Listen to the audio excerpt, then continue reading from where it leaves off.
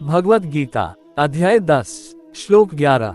मैं उन पर विशेष कृपा करने के हेतु उनके हृदयों में वास करते हुए ज्ञान के प्रकाशमान दीपक के द्वारा अज्ञानजन्य अंधकार को दूर करता हूँ। तात्पर्य, जब भगवान चैतन्य बनारस में हरे कृष्ण महामंत्र के कीर्तन का प्रवर्तन कर रहे थे तो हजारों लोग उनका अनुसरण कर रहे थे। तत्कालीन बनारस के अत्यंत प्रभावशाली एवं विद्वान प्रकाशानंद सरस्वती उनको भावुक कहकर उनका उपहास करते थे। कभी कभी भक्तों की आलोचना दार्शनिक ये सोचकर करते हैं कि भक्तगण अंधकार में है और दार्शनिक दृष्टि से भोले भाले भावुक है, किंतु ये तथ्य नहीं है। ऐसे अनेक बड़े बड़े विद्वान पुरुष हैं जिन्होंने भक्ति का दर्शन प्रस्तुत किया है, किंतु यदि कोई भक्त उनके इस साहित्य का या अपने गुरु का लाभ न भी उठाए और यदि वह अपनी भक्ति में एकनिष्ठ रहे तो उसके अंतर से कृष्ण स्वयं उसकी सहायता करते हैं। अतः कृष्ण भावनामृत में रत एकनिष्ठ भक्त ज्ञान रहित नहीं हो सकता। इसके लिए इतनी ही योग्यता चाहिए कि वह पूर्ण कृष्ण भावनामृत में रहकर भक्ति संपन्न करता रहे। आधुनिक दार्शनिकों का विचार है कि बिना विवेक के शुद्ध ज्ञान प्राप्त नहीं किया जा सकता।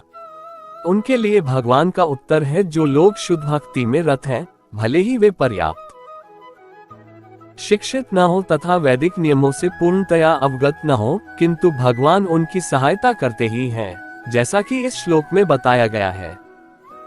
भगवान अर्जुन को बताते हैं कि मात्र चिंतन से परम सत्य भगवान को समझ पाना असंभव है, क्योंकि भगवान इतने महान हैं कि कोरे मानसिक प्रयास से उन्हें न तो जाना जा सकता है न ही प्राप्त किया जा सकता।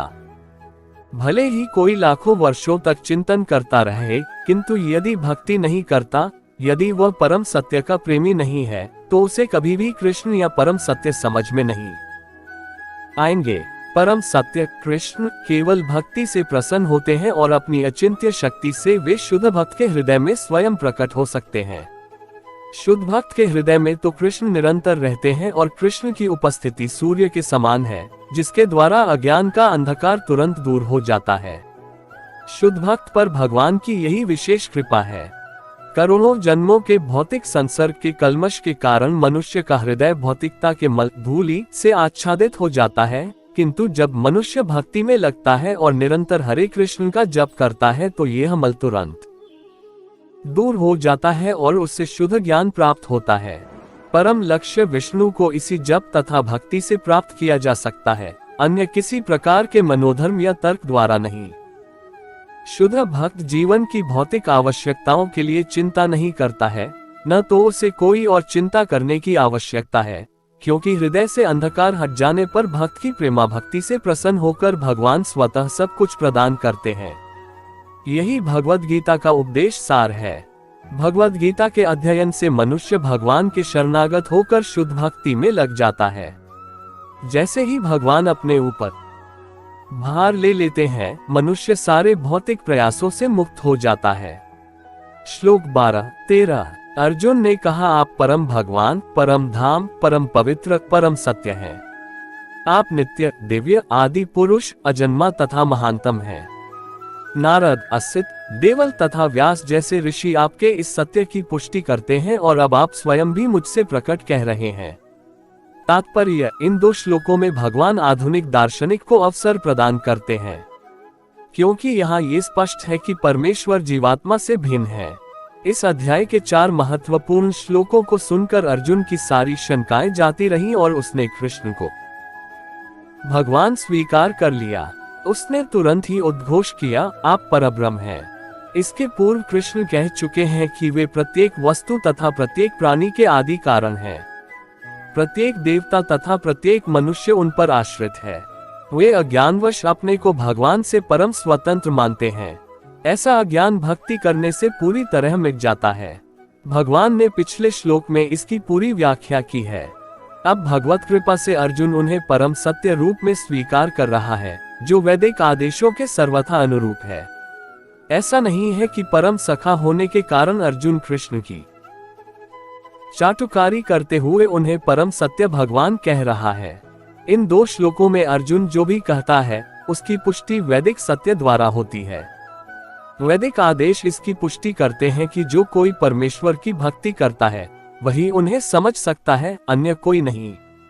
इन श्लोकों में अर्जुन द्वारा कहे शब्द वैदिक आदेशों द्वारा पुष्ट होते हैं। केन उपनिषद में कहा गया है कि परब्रह्म प्रत्येक वस्तु के आश्रय हैं और कृष्ण पहले ही कह चुके हैं कि सारी वस्तुएं उन्हीं पर आश्रित हैं। मुंडक उपनिषद में पुष्टि की गई है कि जिन परमेश्वर पर सब कुछ आश्रित है उन्हें उनके चिंतन में रत रहकर ही प्राप्त किया जा सकता है। कृष्ण का ये निरंतर चिंतन स्मरणम है जो भक्ति की नव विधियों में से है। भक्ति के द्वारा ही मनुष्य कृष्ण की स्थिति को समझ सकता है और इस भौतिक देह से छुटकारा पा सकता है। वेदों में परमेश्वर को परम पवित्र माना गया है। जो व्यक्ति कृष्ण को परम पवित्र मानता है वह समस्त पाप कर्मों से शुद्ध हो जाता है। भगवान की शरण में गए बिना पाप कर्मों से शुद्धि नहीं हो पाती। अर्जुन द्वारा कृष्ण को परम पवित्र मानना वेद सम्मत है। इसकी पुष्टि नारद आदि ऋषियों द्वारा भी हुई है। कृष्ण भगवान है और मनुष्य को चाहिए कि वह निरंतर उनका ध्यान करते हुए उनसे दिव्य संबंध स्थापित करे। वे परम अस्तित्व हैं। वे समस्त शारीरिक आवश्यकताओं तथा जन्म मरण से मुक्त हैं। इसकी पुष्टि अर्जुन ही नहीं अपितु सारे वेद पुराण तथा इतिहास ग्रंथ करते हैं। सारे वैदिक साहित्य में कृष्ण का ऐसा वर्णन मिलता है और भगवान स्वयं भी चौथे अध्याय में कहते हैं, यद्यपि मैं अजन्मा हूँ किंतु धर्म की स्थापना के लिए इस पृथ्वी पर प्रकट होता हूँ। वे परम पुरुष हैं, उनका कोई कारण नहीं है क्योंकि वे समस्त कारणों के कारण हैं और सब कुछ उन्हीं से उद्भूत है। ऐसा पूर्ण ज्ञान केवल भगवत कृपा से प्राप्त होता है। यहाँ पर अर्जुन कृष्ण की कृपा से ही अपने विचार व्यक्त करता है। यदि हम भगवत गीता को समझना चाहते हैं तो हमें इन दोनों श्लोकों के कथनों को स्वीकार करना होगा। ये परंपरा प्रणाली कहलाती है, अर्थात गुरु परंपरा को मानना। परंपरा प्रणाली के बिना भगवत गीता को नहीं समझा जा सकता। ये तथाकथित विद्यालयी शिक्षा द्वारा संभव नहीं है। दुर्भाग्यवश जिन्हें अपनी उच्च शिक्षा का घमंड है वे वैदिक साहित्य के इतने प्रमाणों के होते हुए भी अपने इस दुराग्रह पर अड़े रहते हैं कि कृष्ण एक सामान्य व्यक्ति हैं। श्लोक 14। हे कृष्ण, आपने मुझसे जो कुछ कहा है उसे मैं पूर्णतया सत्य मानता हूँ। हे प्रभु, न तो देवतागण न असुरगण ही आपके स्वरूप को समझ सकते हैं। तात्पर्य, यहाँ पर अर्जुन इसकी पुष्टि करता है कि श्रद्धाहीन तथा आसुरी प्रकृति वाले लोग कृष्ण को नहीं समझ सकते। जब देवतागण तक उन्हें नहीं समझ पाते तो आधुनिक जगत के तथाकथित विद्वानों का क्या कहना। भगवत कृपा से अर्जुन समझ गया कि परम सत्य कृष्ण है और वे संपूर्ण है। अतः हमें अर्जुन के पथ का अनुसरण करना चाहिए। उसे भगवत गीता का प्रमाण प्राप्त था। जैसा कि भगवत गीता के 4th अध्याय में कहा गया है, भगवत गीता के समझने की गुरु परंपरा का ह्रास हो चुका था। अतः कृष्ण ने अर्जुन से उसकी पुनर्स्थापना की क्योंकि वे अर्जुन को अपना परम प्रिय सखा तथा भक्त समझते थे। अतः जैसा कि गीतोपनिषद की भूमिका में हमने कहा है, भगवत गीता का ज्ञान परंपरा विधि से प्राप्त करना चाहिए। परंपरा विधि के लुप्त होने पर उसके सूत्रपात के लिए अर्जुन को चुना गया। हमें चाहिए कि अर्जुन का हम अनुसरण करें जिसने कृष्ण की सारी बातें जान ली। तभी हम भगवत गीता के सार को समझ सकेंगे और तभी कृष्ण को भगवान रूप में जान सकेंगे। श्लोक 15। हे परम पुरुष, हे सबके उद्गम, हे समस्त प्राणियों के स्वामी, हे देवों के देव, हे ब्रह्मांड के प्रभु, निस्संदेह एकमात्र आप ही अपने को अपनी अंतरंगा शक्ति से जानने वाले हैं। तात्पर्य, परमेश्वर कृष्ण को वे ही जान सकते हैं जो अर्जुन तथा उसके अनुयायियों की भांति भक्ति करने के माध्यम से भगवान के संपर्क में रहते हैं। आसुरी या नास्तिक प्रकृति वाले लोग कृष्ण को नहीं जान सकते। ऐसा मनोधर्म जो भगवान से दूर ले जाए परम पातक है और जो कृष्ण को नहीं जानता उसे भगवत गीता की टीका करने का प्रयत्न नहीं करना चाहिए। भगवत गीता कृष्ण की वाणी है और चूंकि यह कृष्ण का तत्व विज्ञान है, अतः इसे कृष्ण से ही समझना चाहिए, जैसा कि अर्जुन ने किया। इसे नास्तिकों से ग्रहण नहीं करना चाहिए।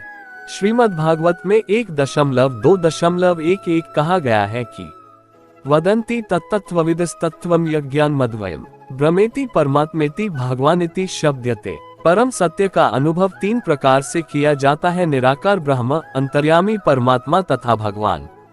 अतः परम सत्य के ज्ञान की अंतिम अवस्था भगवान है। हो सकता है कि सामान्य व्यक्ति अथवा ऐसा मुक्त पुरुष भी जिसने निराकार ब्रह्म अथवा अंतर्यामी परमात्मा का साक्षात्कार किया है, भगवान को न समझ पाए। अतः ऐसे व्यक्तियों को चाहिए कि वे भगवान को भगवद गीता के श्लोकों से जानने का प्रयास करें, जिन्हें स्वयं कृष्ण ने कहा है। कभी कभी निर्विशेषवादी कृष्ण को भगवान के रूप में या उनकी प्रामाणिकता को स्वीकार करते हैं, किंतु अनेक मुक्त पुरुष कृष्ण को पुरुषोत्तम रूप में नहीं समझ पाते। इसीलिए अर्जुन उन्हें पुरुषोत्तम कहकर संबोधित करता है। इतने पर भी कुछ लोग यह नहीं समझ पाते कि कृष्ण समस्त जीवों के जनक हैं।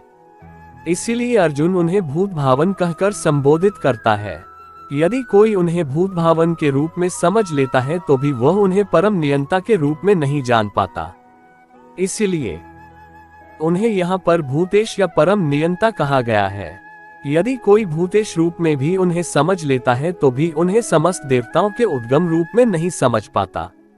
इसीलिए उन्हें देव सभी देवताओं का पूजनीय देव कहा गया है। यदि देव रूप में भी उन्हें समझ लिया जाए तो वे प्रत्येक वस्तु के परम स्वामी के रूप में समझ में नहीं आते। इसीलिए यहाँ पर उन्हें जगतपति कहा गया है। इस प्रकार अर्जुन की अनुभूति के आधार पर कृष्ण विषयक सत्य की स्थापना इस श्लोक में हुई है। हमें चाहिए कि कृष्ण को यथारूप में समझने के लिए हम अर्जुन के पदचिह्नों का अनुसरण करें। श्लोक 16। कृपा करके विस्तार पूर्वक मुझे अपने उन दैवी ऐश्वर्यों को बताएं, जिनके द्वारा आप इन समस्त लोकों में व्याप्त हैं। तात्पर्य, इस श्लोक से ऐसा लगता है कि अर्जुन भगवान संबंधी अपने ज्ञान से पहले से संतुष्ट है।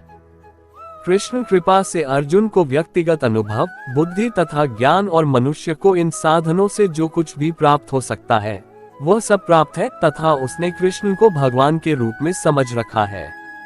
उसे किसी प्रकार का संशय नहीं है, तो भी वह कृष्ण से अपनी सर्वव्यापकता की व्याख्या करने के लिए अनुरोध करता है। सामान्य जन तथा विशेष रूप से निर्विशेषवादी भगवान की सर्वव्यापकता के विषय में अधिक विचारशील रहते हैं। अतः अर्जुन श्री कृष्ण से पूछता है कि वे अपनी विभिन्न शक्तियों के द्वारा किस प्रकार सर्वव्यापी रूप में विद्यमान रहते हैं। हमें ये जानना चाहिए कि अर्जुन सामान्य लोगों के हित के लिए ही ये पूछ रहा है। श्लोक 17। हे कृष्ण, हे परम योगी, मैं किस तरह आपका निरंतर चिंतन करूं और आपको कैसे जानूं?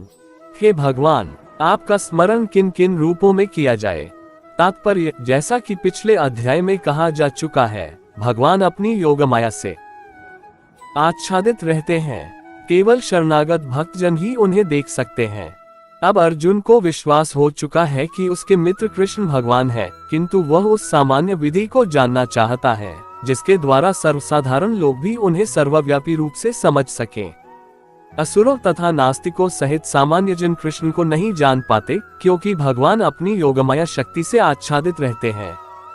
दूसरी बात यह है कि ये प्रश्न जनसामान्य के लाभ हेतु पूछे जा रहे हैं। उच्च कोटि का भक्त केवल अपने ही ज्ञान के प्रति चिंतित नहीं रहता, अपितु सारी मानव जाति के ज्ञान के लिए भी रहता है। अतः अर्जुन वैष्णव या भक्त होने के कारण अपने दयालु भाव से सामान्य जनों के लिए भगवान के सर्वव्यापक रूप के ज्ञान का द्वार खोल रहा है। वह कृष्ण को जानबूझकर योगिन कहकर संबोधित करता है, क्योंकि वे योगमाया शक्ति के स्वामी हैं, जिसके कारण वे सामान्य जन के लिए अप्रकट या प्रकट होते हैं। सामान्य जन, जिसे कृष्ण के प्रति कोई प्रेम नहीं है, कृष्ण के विषय में निरंतर नहीं सोच सकता। वह तो भौतिक चिंतन करता है। अर्जुन इस संसार के भौतिकतावादी लोगों की चिंतन प्रवृत्ति के विषय में विचार कर रहा है। केशु केशु च भावेशु शब्द भौतिक प्रकृति के लिए प्रयुक्त है। भाव का अर्थ है भौतिक वस्तु। चूंकि भौतिकतावादी लोग कृष्ण के आध्यात्मिक स्वरूप को नहीं समझ सकते, अतः उन्हें भौतिक वस्तुओं पर चित्त एकाग्र करने की तथा ये देखने का प्रयास करने की सलाह दी जाती है कि कृष्ण भौतिक रूपों में किस प्रकार प्रकट होते हैं।